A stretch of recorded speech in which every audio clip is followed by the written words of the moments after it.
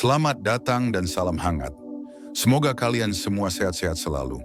Jika kamu tiba di sini, mungkin ada bagian dalam dirimu yang ingin beristirahat sejenak.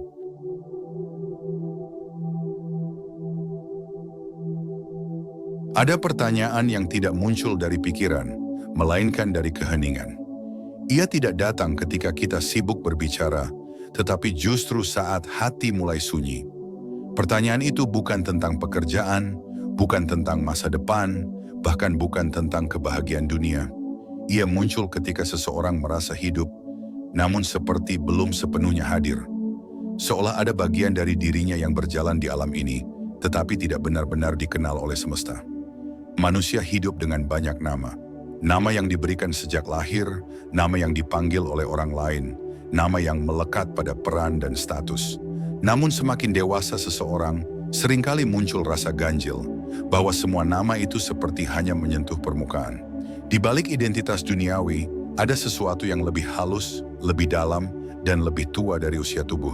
Disitulah pertanyaan mulai bergetar. Jika tubuh punya nama, lalu siapa aku sebenarnya di balik semua itu? Video ini bukan untuk memberi jawaban cepat, apalagi definisi kaku.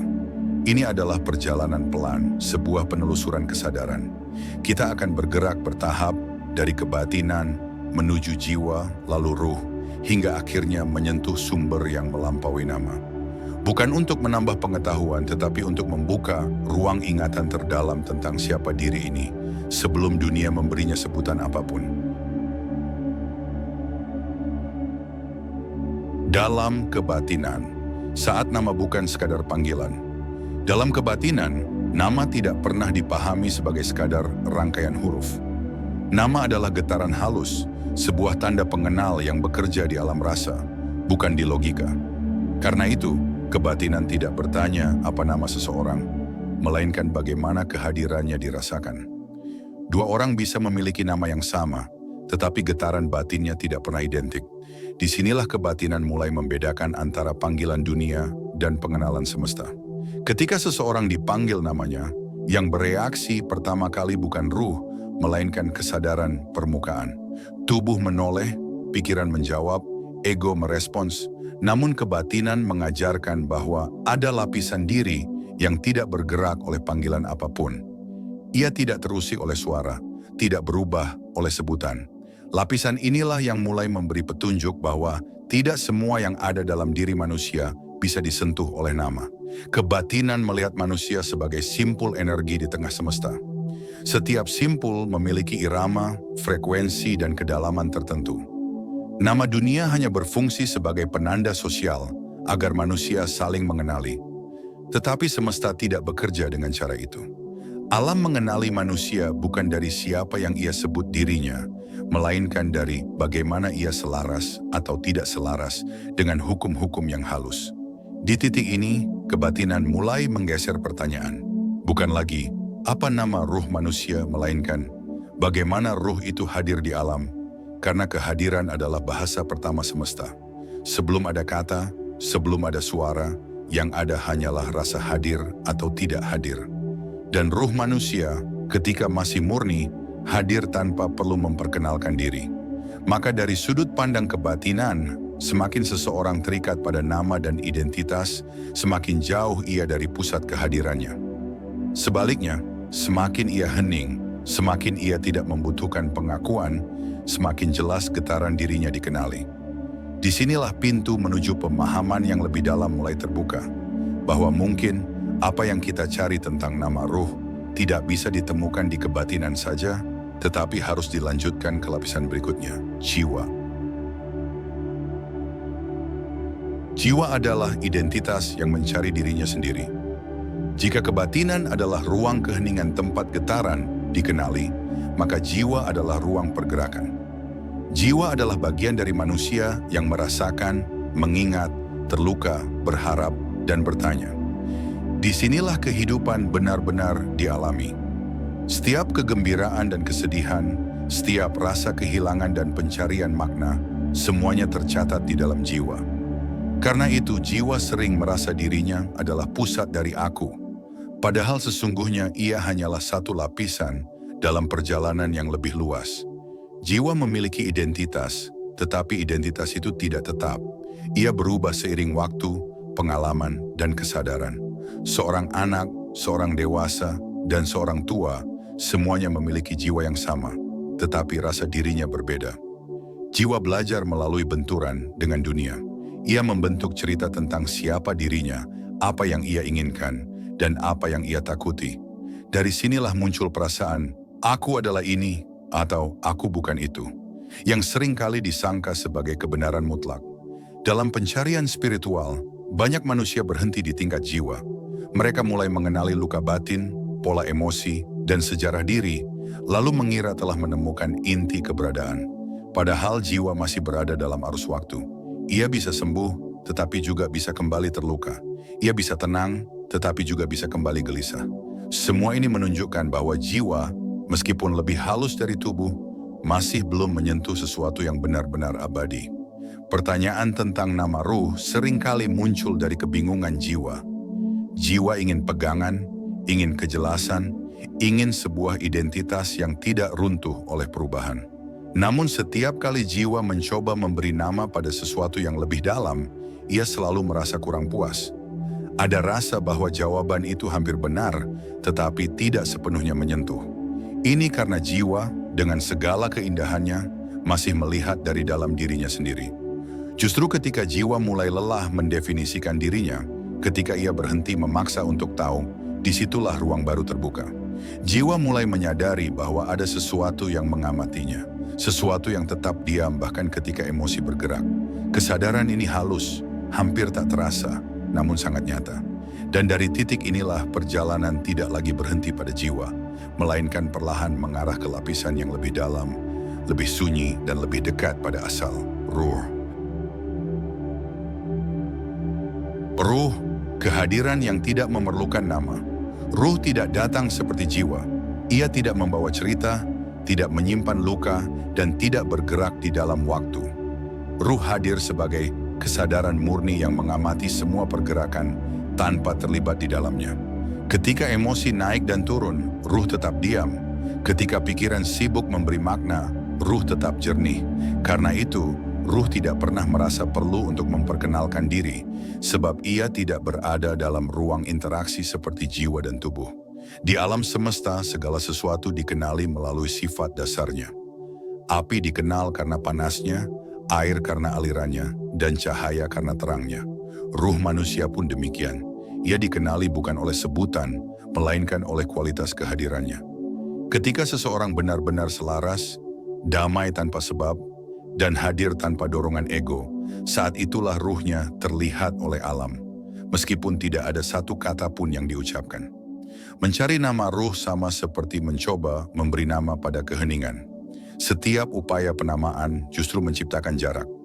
Begitu sebuah nama dilekatkan, ruh seolah ditarik kembali ke wilayah pikiran.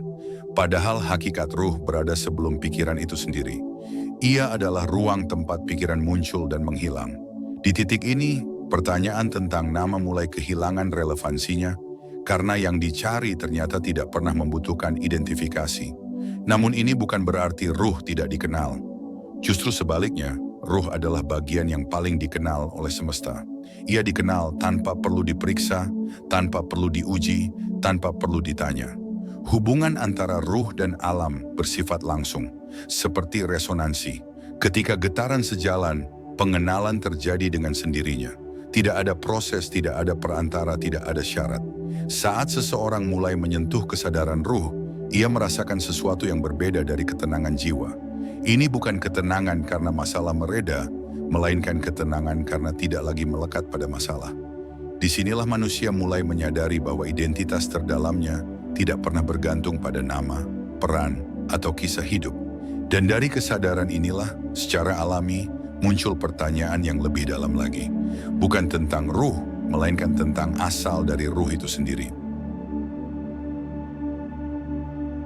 Asal ruh, saat kehadiran menelusuri sumbernya. Setiap keberadaan memiliki asal, bukan sebagai titik awal dalam waktu, tetapi sebagai sumber dalam makna. Ruh manusia tidak muncul dari kehampaan dan tidak berdiri sendiri. Ia seperti cahaya yang memancar dari sesuatu yang lebih luas, lebih dalam, dan lebih sunyi. Ketika perhatian diarahkan ke ruh, secara alami kesadaran mulai bertanya, bukan lagi apa itu ruh, melainkan dari mana kehadiran ini berasal. Menelusuri asal ruh bukanlah perjalanan keluar, melainkan ke dalam.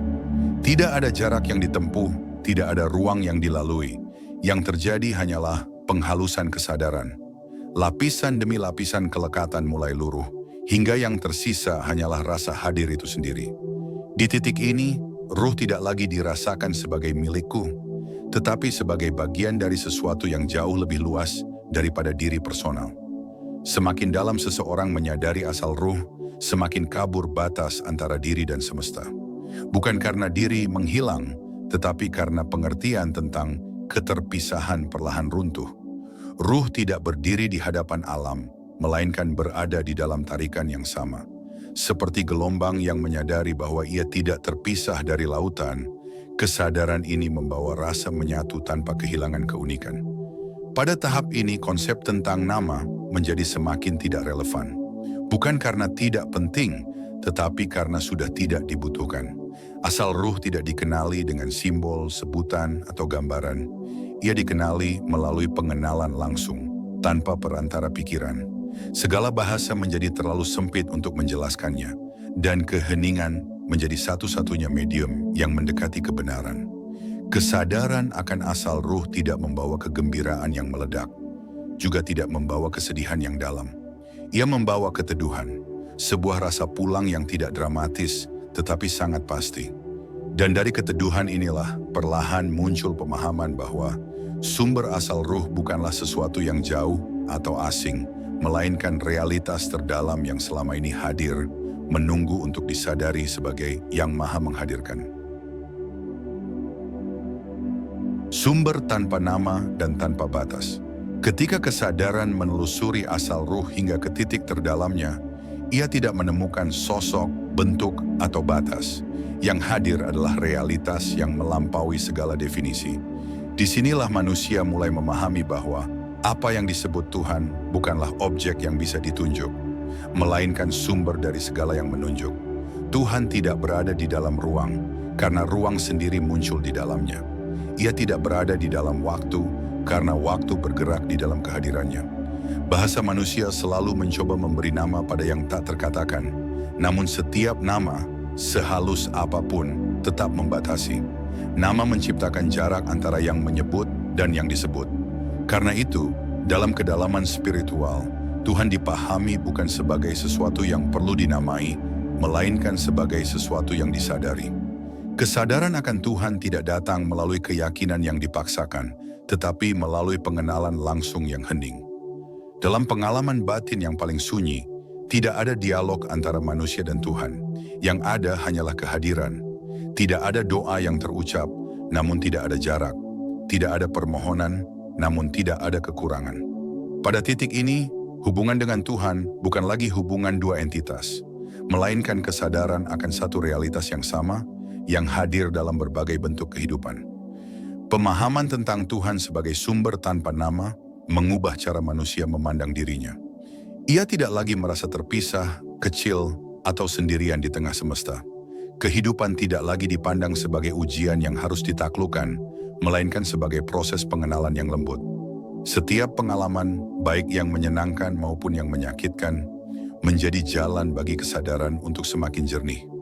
Namun kesadaran ini tidak memisahkan manusia dari kehidupan dunia. Justru sebaliknya, ia membuat manusia hadir sepenuhnya di dalamnya.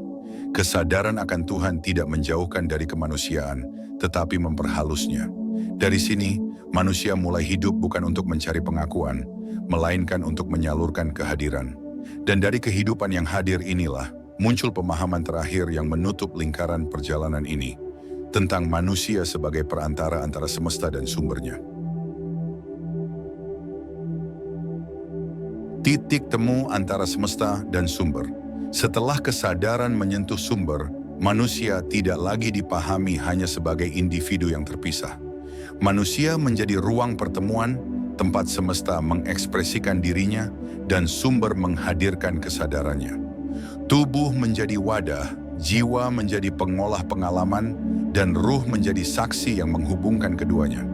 Disinilah keberadaan manusia memperoleh makna yang tidak bergantung pada peran sosial atau pencapaian duniawi.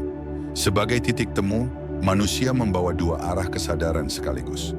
Ke satu sisi, ia hidup di dunia bentuk, menghadapi keterbatasan, perubahan, dan ketidakpastian. Ke sisi lain, ia membawa kesunyian asal yang tidak pernah berubah. Ketegangan antara dua arah inilah yang sering dirasakan sebagai kegelisahan batin. Namun ketika dipahami, ketegangan itu bukan konflik, melainkan dinamika alami dari keberadaan yang utuh. Dalam kesadaran ini, hidup tidak lagi dipandang sebagai perjalanan untuk menjadi sesuatu yang lain. Manusia tidak perlu menambah apapun pada dirinya agar dianggap lengkap. Yang dibutuhkan hanyalah kehadiran yang jujur pada setiap momen. Ketika manusia hadir sepenuhnya, semesta merespons dengan keselarasan. Bukan karena manusia mengendalikan hidup, tetapi karena ia berhenti melawan alurnya. Kesadaran sebagai titik temu juga mengubah cara manusia berhubungan dengan sesama. Ia tidak lagi melihat orang lain sebagai ancaman atau pembanding, melainkan sebagai cermin. Setiap pertemuan menjadi peluang untuk mengenali kesadaran yang sama dalam bentuk yang berbeda. Dari sini tumbuh welas asih yang tidak dibuat-buat, bukan karena kewajiban moral, tetapi karena pengenalan batin yang alami. Namun pemahaman ini belumlah penutup. Masih ada satu lapisan terakhir yang sering luput, bukan tentang apa yang manusia lakukan atau siapa dirinya di mata semesta, tetapi tentang bagaimana semua pemahaman ini dilepaskan kembali. Sebab perjalanan kesadaran tidak berakhir pada pengertian, melainkan pada keheningan yang melampaui pengertian itu sendiri. Dari sinilah kita melangkah ke tahap akhir, kembali tanpa membawa apapun.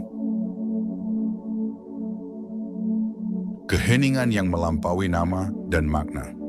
Pada akhirnya, setiap perjalanan kesadaran selalu mengarah ke satu titik yang sama. Kembali.